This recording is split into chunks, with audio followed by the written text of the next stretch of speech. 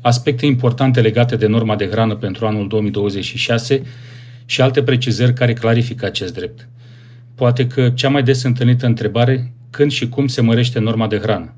Norma de hrană în sistemul de apărare derivă dintr-un ordin al MAPN, fără a fi necesară emiterea unui ordin comun al mai multor ministere.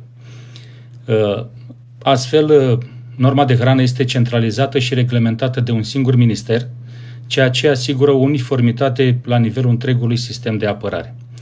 La fiecare sfârșit de an, norma de hrană se actualizează cu rata inflației și alte elemente care modifică valoarea financiară a normei de hrană, precum creșterea costurilor materiei prime, ajustările salariale ale personalului, schimbări în dieta recomandată personalului din apărare și, nu în ultimul rând, ajustări legislative sau decizii administrative care influențează norma de hrană.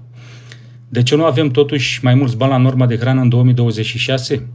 Ei bine, așa cum se întâmplă din 2022, când a fost acordată ultima creștere, la fiecare sfârșit de an, cuantumul a fost plafonat la nivelul acestui an, respectiv 2022. Atenție!